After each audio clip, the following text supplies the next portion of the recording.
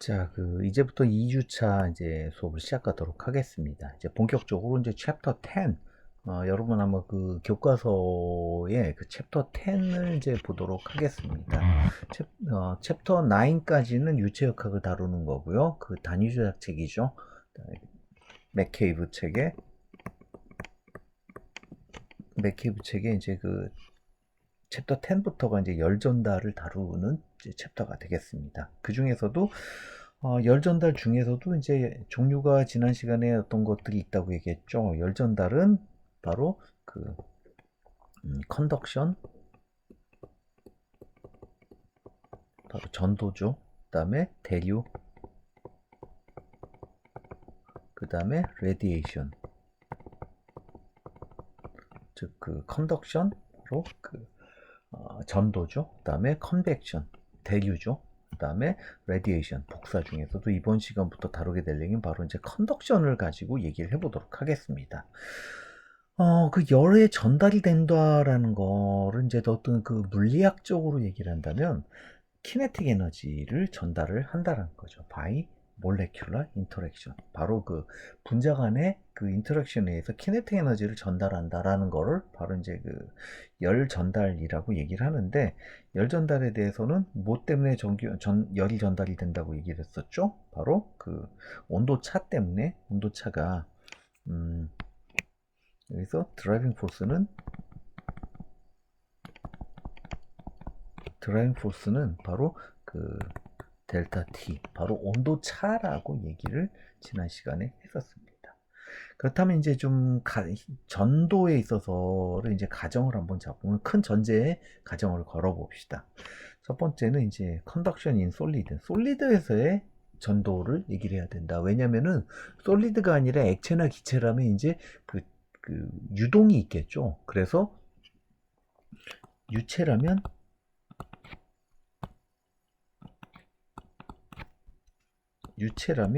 이제 유동이 있기 때문에 바로 유동에 의한 열 전달, 바로 그 대류가 있기 때문에 대류했던 유체는에서는 안 되죠. 고체는 유동이 없으니까 고체에서 이제 전달을 한다고 얘기를 해보겠습니다. 그 다음에 1D죠. 이제 2D나 3D도 생각하면 좋겠지만 일단은 여러분이 기초적인 공부를 하기 위해서는 2D, 3D는 일단 풀 수가 없죠. 왜냐면은 X방향의 흐름이 Y방향으로 영향을 줄 수 있고 Z방향으로도 영향을 줄 수 있기 때문에 이놈들 얘기하고 한 방향으로만 흐른다라고 가정을 하고 얘기를 해보자라는 거죠. 그 다음에 호모지니어스 솔리드라는 말은 무슨 뜻이냐면은 이제 이 열이 전달되는 어떤 그 고체 안에 물성치가 그 균일하다라는 거죠. 예를 들면은 K, 열전도 개수, 그 다음에 열용량 CP, 그리고 밀도 등등등이 일정하다, 유니폼하다, 그러니까 호모지니어스, 그러니까 같다라는 거를 이제 물질 전제를 통해서 뭐 어디는 밀도가 높고 어디는 밀도가 낮고 어디든 열전도가 높고 어디는 열전도 낮고 뭐 이러면은 곤란하다라는 거죠. 이런 가정을 가지고 이제부터 얘기를 해보자라는 거죠. 이 가정들, 첫 번째 솔리드에서 전도가 있다라는 거, 그다음에 원디 플로우라는 거, 그다음에 솔리드 자체는 굉장히 균일하다라고 가정을 얘기를 해봅시다. 자, 그렇다면 이제 아까 지난 시간에 얘기했죠. 바로 열 전달에서는 포리어의 법칙이 포리어 법칙부터 모든 게 시작이 된다라고 얘기를 했습니다. 자, 포리어의 법칙이라는 거는 어떻게 되면 열이 전달되는 양, Q죠. 바로 이 Q는 뭐에 비례한다고 그랬죠? 온도차에 비례하고 거리에 반비례한다는 얘기했죠. 그 다음에 앞에 개수가 붙을 때고, 바로 온도가 높은 곳에서 낮은 곳으로 이동을 하기 때문에 마이너스로 보정을 해준다라는 얘기까지 했고, 이게 바로 포리어의 법칙이라고 얘기를 합니다. 자, 그러면 식을 써놨고, 그 다음에 포리어의 법칙을 한번 그림을 통해서 한번 보도록 하죠. 자, 이거는 뭐냐면 T1이 T2보다 온도가 당연히 높죠. 그래서 열은 이 방향으로 이동을 하는 거죠. 이거는 그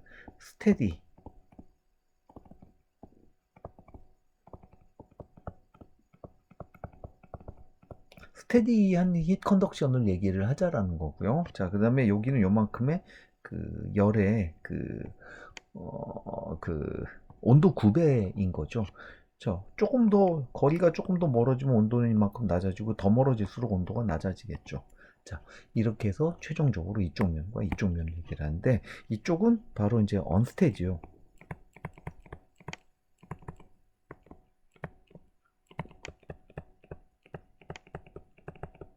언스테디 힛 컨덕션이라는 건 뭐냐면 처음에 빨간색으로 이제 여러분에게 이제 여기다 그림을 그렸습니다. 이게 좀 그리기 어려워서 그런데 처음에는 사실은 이런 모양이었다가 시간이 지날수록 점점 이런 모양으로 흘러다가 최종적으로는 이렇게 온도 구배가 존재한다라는 거죠. 그래서 이게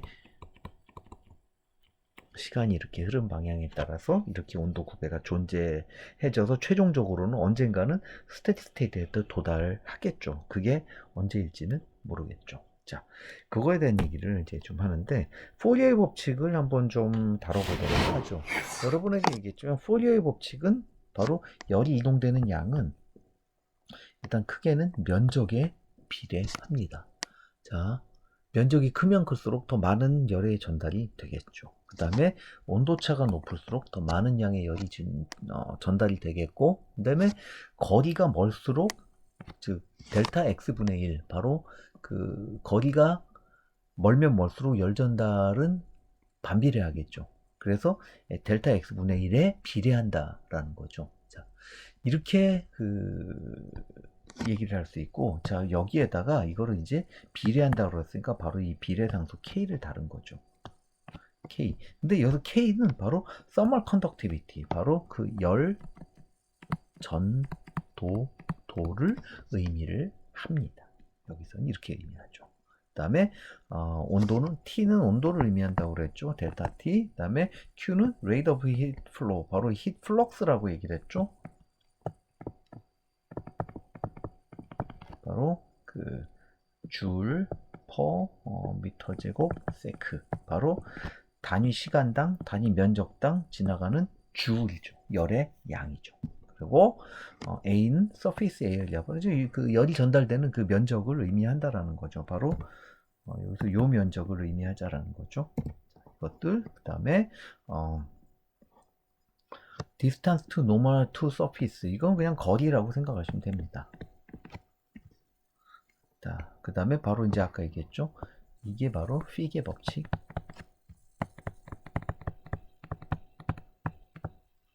의미한다라고 얘기했고, 자, 이제 하나하나 좀 다루게 되는데 이 중에서도 바로 열전도도 K에 대해서 우리 한번 좀 생각을 해보도록 합시다. K라는 거는 이제 온도의 함수이고, 온도의 함수인데 이게 온도 K는 어떻게 또 정리가 되냐면 그 온도에 대해서 어떤 선형으로 좀 정리가 된다라고 얘기를 할 수 있어요. 근데 그러면은 이거 여기랑 여기랑 온도가 다르니까 아까 좀 다른데 근데 뭐 이거 일정하다면서요 라고 얘기할 수 있지만, 이거 여러분이 문제를 풀다 보면 분명히 이 지점과 이 지점의 K 값은 다르게 되지만 계산을 편하게 하기 위해서는 아마 평균값을 찾아내야겠죠. 평균값을 찾아내. 뭐 이거는 나중에 다루도록 하겠습니다. 자, 지금부터 좀 얘기해야 될 거는 바로 heat conduction equation에 대한 얘기를 해보도록 하겠습니다. 이거는 바로 그 우리말로 하면 이래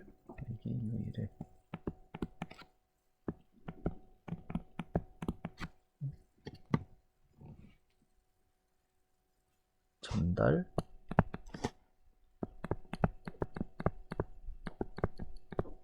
방정식을 의미합니다. 열 전달 방정식을 어떻게 유도하느냐, 바로 이렇게 한번 보도록 하죠. 자, 이렇게 네모 안에서 어떤 이게 우리가 가상의 들어가는 어떤 그 가상의 개를 한번 정해놓도록 합시다. 이건 이 큐브 안은 이제 시스템 어떤 개 속이죠. 이 개 안으로 들어가는 게 바로 여기가 요거죠. Q인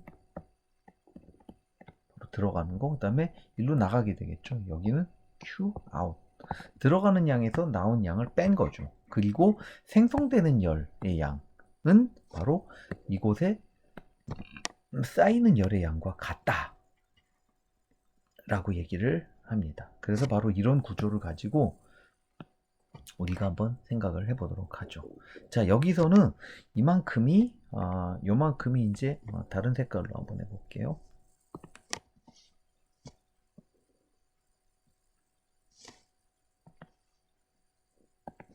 요만큼이 dx, 그 다음에 요만큼은 dy, 그 다음에 죄송합니다. dz 되겠죠. 그 다음에 요만큼이 dy가 되겠죠. 그래서 이 전체의 부피는 dx, dy, dz이죠. 이게 부피죠. 자, 그렇다면은 이렇게 한번 놓죠. 자, 그 다음에 Q, 이거를 이제 생성되는 열, 여기를 얘기하자는 거죠. Q generate per unit volume, 부피면 단위 부피당 생성되는 열의 양을 얘기를 하자라는 거죠. 자, 그래서 이 식을 한테 전반적으로 한번 정리를 해봤더니 바로 Qin 여기 있죠. Qout, Qin 빼기 Qout 돼 있죠. 그 다음에 생성된 열 Q 다시죠. 이놈은 쌓이는 열의 양, 즉 엔탈피인 거죠. 시간당 엔탈피 변화량 이렇게 한번 얘기를 해봤더니 쭉 이제 여기서 DH는 뭐냐면은 엔탈피는 H는 mcp 델타 T라는 걸 여러분이 아마 배웠었을 겁니다. 뭐 그냥 여기서 이제 T라고 봅시다. 죄송합니다. T, MCPT라고 배웠고, 자, 요렇게 나와 있죠. 자, 그래서 이놈을, M은 뭐냐면은, M은 뭐죠? 질량은 밀도 곱하기 부피가 되는 거죠. 그래서 밀도 곱하기 부피로 여기다 써놨죠. 그래서 이놈의 식을 다시 한번 좀 풀어봤더니 어떻게 되냐면, 바로, 그 다음에 부피는 여기죠. dx, dy, dz 이렇게 뽑아냈죠. 그 다음에 이 식을 전체적으로 한번 다시 대입해서 풀어봤더니 이런 식으로 qx, 자 여기는 x 지점이죠. 여기는 아마 x 플러스 여기는 x 플러스 dx 지점이죠. 그래서 x 지점에서의 열의 이동량, 그 다음에 x 플러스 dx 지점에서 열의 이동량, 그 다음에 여기에다가 q 다시 단위 부피당 열의 양이 열의 양이기 때문에 생성되는 열의 양이기 때문에 바로 q 닷 곱하기 단위 부피를 곱해줘야 되겠죠. 그래서 열의 양인 거니까 그 다음에 이렇게 식을 최종적으로 뽑아낸 겁니다. 자, 그래서 이놈의 식을 양변에다 dx, dy, dz를 뒤에 좀 또 얘기를 해볼게요. 그 다음에 여기서 조금 참고 삼아서 좀 여러분에게 좀 수학적인 좀 얘기를 조금 해보면 바로 이제 테일러의 전개를 가지고 한번 얘기를 해봅시다. 바로 이 부분인데 테일러의 그 전개는 뭐냐면 x 플러스 dx가는 이런 식으로 이제 표시를 할 수 있다라는 거죠. 그래서 fx는 뭐 1 팩토리얼 fx 플러스 dx는 f1 팩토리얼 분의 뭐 이렇게 막 이런 식으로 나왔는데 아마 여러분 수학적인 내용을 좀 글쎄요 어떻게 배웠을지 모르겠지만 일단 수학적 내용이 이런 게 있다라고 그냥 여러분이 생각해 보세요. 이렇게 했는데 델타 x가 굉장히 작은 값을 가지게 극한을 보내주게 되면은 fx 여기가 델타 dx가 아니라 델타 x죠. 델타 x가 이렇게 되고 자 이놈은 테일러 전개 중에서 아마 요 뒤에 항을 여기를 이제 무시한 거죠. 무시하게 된 거죠. 무시해서 바로 이렇게 식을 만들어낸 겁니다. 그래서 이 테일러 전개에서 이거를 바로 똑같이 여기 열에다가 열 전달에 적용하면 qx 플러스 dx는 아마 qx 더하기 이렇게 x에 대해서 파셜 x분의 뭐 파셜 qx 이거를 여기다가 dx 곱해준 이런 값이 똑같이 나오게 되겠죠. 이렇게 되겠고 자 이놈을 그대로 한번 여기 qx 아까 나온 그 qx에다 대입을 해본 거죠. 여기다가 대입을 한 거죠. 이렇게 대입을 해봤더니 이 식은 어떻게 되냐 바로 이런 식으로 변신이 되면서 바로 얘가 없어지겠죠. 그래서 그 다음에 양변에다가 아마 dx, dy, dz를 이제 나눠주게 되겠죠. 나눠주니까 어떻게 되냐면 나눠주고 이제 최종적으로 정리를 해본 거죠. 자, 이렇게 정리를 한 거죠. 이런 식으로 정리가 되니까 최종적으로는 아마 이런 식으로 식을 만들어낼 수 있지 않겠느냐 하고 이 식을 다시 한번 또 k에 대해서 이래저래 정리를 해보고 자. 로 CP분의 뭐 이거를 이제 보내본 거죠. 이쪽으로 로 CP를 이제 양변으로 나눠줘 봤더니 자 이런 식으로 되는 거죠. 단위 시간당 온도의 변화량은 거리에 대해서 두 번 미분한 거에 비례하게 되는 거죠. rho cp분의 k 이거를 이제 우리는 그래서 알파라고 얘기합니다. thermal conductivity 단위는 미터 제곱 per sec 혹은 피트 제곱 per sec가 되겠죠. 그래서 이놈을 바로 그 heat conduction equation 최종적으로 정리된 형태를 바로 heat conduction equation 요거 대신 알파라고 쓴 거죠. 어디서 카테시안 코디네이션 바로 이제 직교 좌표계죠.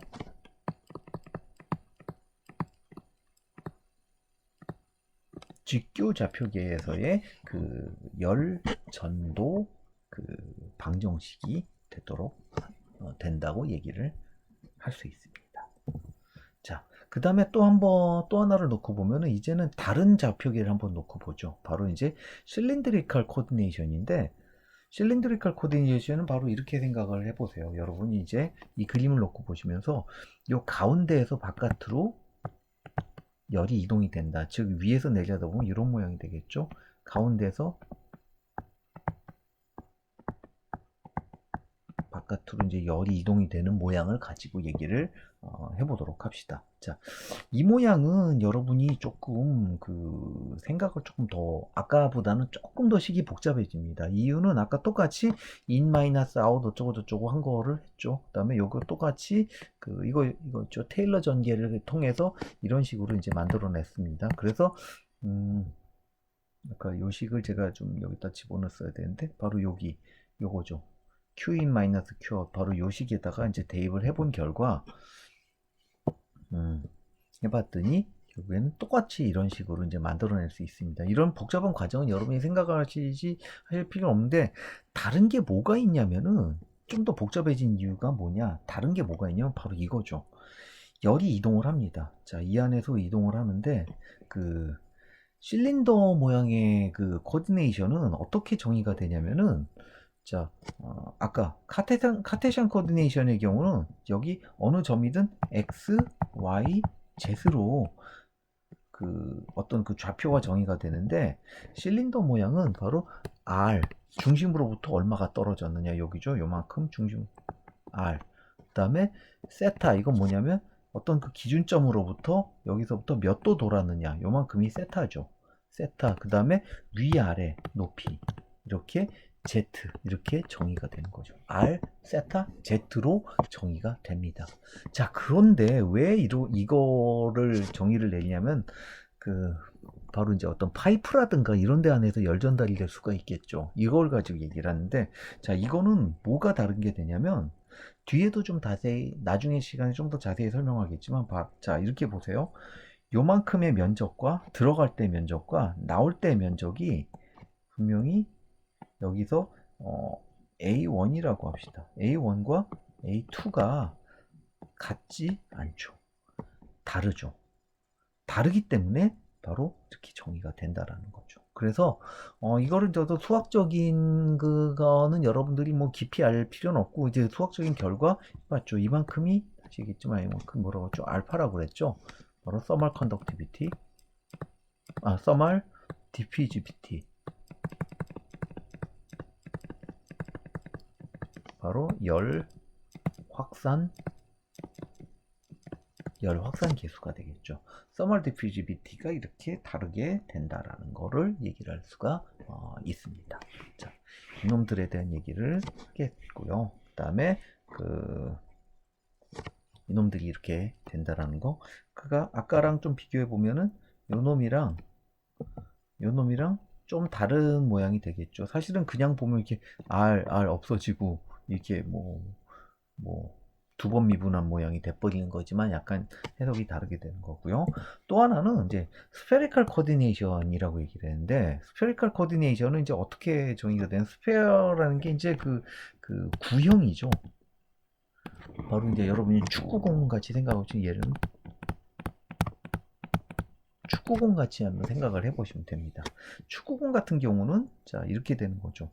자 여기서도 똑같이 이런 모양을 나눴을 때 1로 들어가서 1로 나오게 되겠죠. 그래서 Q인 마이너스 Q 아웃은 어떻게 되냐? 그 다음에 여기죠. 여기가 R이면은 여기는 아마 R 플러스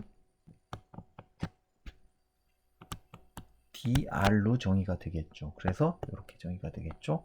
r 지점에서의 열의 이동량 r 플러스 dr 인 지점에서 열의 양, 즉 in 마이너스 out, 그다음에 생성되는 열의 양, 이렇게 이놈들을 가지고 이제 쭉 해봤더니 똑같이 테일러 시리즈 익스펜션을 적용을 한 거죠. 이렇게 해봤더니 이거를 이제 좀 더 그 복잡한 수학 과정 역시도 생략하도록 하겠습니다. 이거 역시도 아까보다 조금 더 복잡해졌죠. 아까 같은 경우 여기 여기 제곱이 아니라 그냥 r이었죠. 뭐 이렇게 됐었습니다. 자, 이렇게까지. 그다음에 요거 다시 한번 얘기하지만 알파죠. 또 한번 얘기할게요.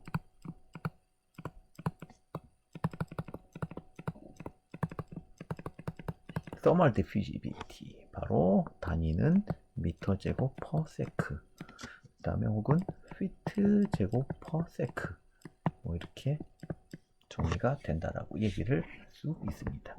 자, 이런 식으로 그 heat conduction equation을 이제 구했고요. 그 다음에 그 스테디 스테이트 상태에서 이제 컨덕션을 한번 좀 얘기를 해볼게요. 그다음에 세 번째가 이제 스테디 스테이트의 열 전달, 정상 상태에서의 열 전달을 얘기를 해보는데, 여기서는 싱글 레이어 슬랩, 바로 이제 한 장짜리 슬랩이라는 얘기. 이 말은 그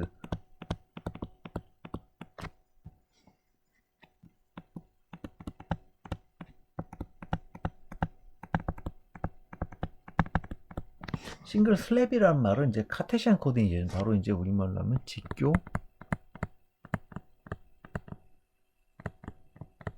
좌표계를 의미하겠죠. 그래서 여기서 똑같이 아까 봤었던 그림 기억나시죠? 이 그림대로 얘기를 해보면 바로 히 컨덕션 이퀘이션을 한번 적용을 시켜 보도록 합시다.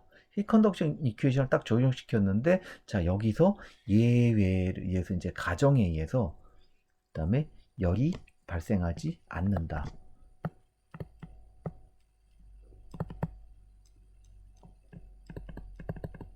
발생되는 열은 없다라고 가정을 하고, 그 다음에 또 하나는 여긴 이걸 없애줘. 스테디 스테이트라고 정의가 되겠죠. 그래서 스테디 스테이트에서는 이렇게 정의를 해봤더니, 그 다음에 이 식 자체는 아마 제로는, 이 식을 정의하면 제로는 알파 d 파샬 제곱 t, 그다음에 파샬 x 제곱이 돼서 요 알파도 없어질 수 있겠죠. 그래서 이렇게 정의가 되겠죠. 이걸 한번 미분했더니 이렇게 파샬 그 t를 x에 대해서 한번 미분한 게 바로 이제 c1, 이제 첫 번째 그 하나 상수가 나왔고, 이놈을 다시 또 한번 미분을 해봅시다. 또 한번 미분을 해봤더니 또 한번 미분하면 어떻게 되냐면, 자, 이게 dt는 이제 아마 변수가 하나니까 상미분으로 가도 되겠죠. 그 다음에 c1 dx니까 양쪽을 적분해 본다면 좀 어떻게 되죠? t는 c1x 플러스 c2가 되죠. 이렇게 나왔습니다. 자, 그 다음부터 이제 바운다리 컨디션을 잡았더니, 하나는 x가 x1일 때 바로 여기서 이때 t는 t1이죠. 그 다음에 x가 t2일 때 여기서 t는 t2가 되는 거죠. 그래서 자, 이거 왜 그러냐면은, 자, 시간에 요거 우리가 모르는 값이 두 개 있으니까 두 점을 대입해 보면은 이 점 두 점을 대입해 보면 C1, C2를 구할 수가 있겠죠. 이렇게 해서 C1을 구했더니 C1은 요렇게 T1, X1-X2분의 T1, T2 이렇게 됐고, 이놈을 그대로 다시 대입을 해보고 또 다른 점을 대입해 본 결과 C2는 요렇게 찾을 수가 있었습니다. 즉 T1- X1-X2분의 T1-T2의 X1, 그 다음에 혹은 T2는 T2- X1-X2분의 T1-T2, 이게 기울기가 되겠죠. 기울기 다음에 X2를 지날 때, 즉 뭐 맞죠? X2를 지날 때 T2죠. X2를 지날 때 T2, 뭐 이렇게 돼서, 자, 이렇게 해봤더니 결국에는 식은 이렇게 만들 수 있습니다. 요 식이 아마 요게 기울기죠. 그 다음에 이거는 y절편이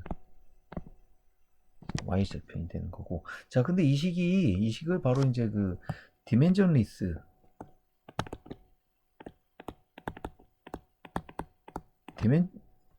디멘전리스의 형태로 쓴다면 또 이렇게도 쓸 수가 있겠죠. 그래서 x의 함수로서의 t는 이렇게 표시가 된다라는 거죠. 그리고 조금 우리가 한번 좀 다뤄야 될 거 하나가 또 뭐가 있냐면요. 바로 여기서 이거를 다뤄야 됩니다. 바로 다시 한번 그 피게 법칙으로 한번 돌아와 보죠.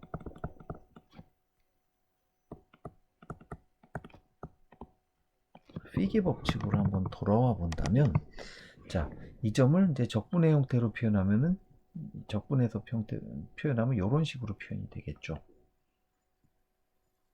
그래서 여기서 이놈을 다시 한번 정리를 해보면, 자, Q는 이렇게 되죠. 이놈이 이제 Q가 된다고 그랬죠. Q인데, 자, 그런데 면적을 보면 봅시다. 이거는 단위 면적당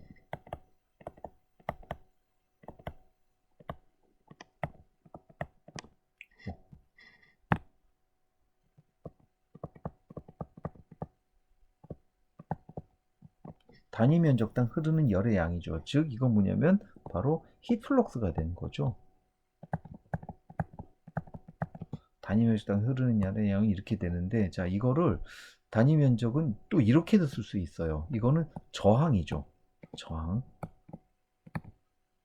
근데 저항은 바로 KA분의 델타 X. 즉, 저항이라는 거는 뭐냐면 거리가 멀수록 저항이 세진 거죠. 그 다음에 그 면적이 클수록 저항은 약해지고 열전도가 잘 될수록, 즉 열전도 개수가 높을수록 저항은, 즉 열전도 낮아지는 거죠. 즉 열전도 개수와 그 저항은 서로 반비례 관계다라는 거 설명을 할 수 있습니다. 자, 이놈을 가지고 이제 예제를 한번 좀 풀어보도록 하죠. 그 레이어 오브 폴버라이즈 코크, 이건 인슐레이터인데 어떤 그 일을 해봤더니, 자, 이렇게 봅시다. 바로 이제 열은 어떻게 전달이 되냐? 바로 제가 이렇게 얘기를 했죠. 이거는 이제 제가 화살표를 잘못 썼는데 이 방향으로 열이 흘러야 되겠죠. 당연히 온도가 높은 곳에서 낮은 곳으로 흘러야 되는 거죠. 이건 잘못됐습니다. 여기 지나가는 열의 양은 얼마가 되느냐, Q를 보자라는 거죠. 자, 근데 이놈을 한번 놓고 보면은, 자, T2에서 T1, 뭐 사실은 그 아까 식대로 보면 여기를 T1이든 T2로 하든 뭐 그 정의에 대해서 상관은 뭐 크게 상관할 건 없습니다만, 자, 이렇게 보죠. 여기서 Q는 아까 뭐라 그랬죠? K A 델타 T 나누기 델타 X. 여기 써 있네요. 이렇게 된다고 얘기를 합시다. 자, 그럼 하나씩 구해 보도록 하죠. 여기서 K를 한번 구해 보는데, K 값이 아마 그 온도의 함수라고 그랬는데, 그 부록을 한번 좀 찾아봤더니 바로 이제 40도 F, 여기죠. 40도 F에서는 이렇게 나왔고 180도 F에서는 이런 값을 가지고 있습니다. 두 줄이 서로 다르죠. 그래서 180F일 때는 얼마? 그다음에 여기 제가 잘못, 근데 이렇게 값을 찾았는데 여기 이제 잘못 썼네요. 여기 180이어야 되겠죠. 180도 F일 때 얼마? 그러면 이 중간을 바로 그 내삽해서 100도일 때는 얼마? 이렇게 평균을 잡아보자라는 거죠. 이 그 중간에 평균 온도가 100도 F일 때는 얼마? 왜냐면 140 더하기 180의 그 중간 값이 얼마죠? 바로 그 중간 값이 100도 F가 되니까. 여기도 제가 좀 잘못 썼네요. 죄송합니다. 요거 내가 좀 말을 잘못했는데, 그 100도 F일 때 값을 이제 한번 찾아본 결과 해봤더니 여기죠. 그러니까 180하고 400도 사이에 됐고, 이제 여기서 제가 여기서 좀 잘못 썼는데, 여기 텍스트를 한번 찾아봤더니 정확하게 여기가 32도 F여야 되고 여기가 200이 맞습니다. 제가 여기 잘못했습니다. 그 다음에 요 사이에 우리가 원하는 값은 180 더하기 40은 얼마죠?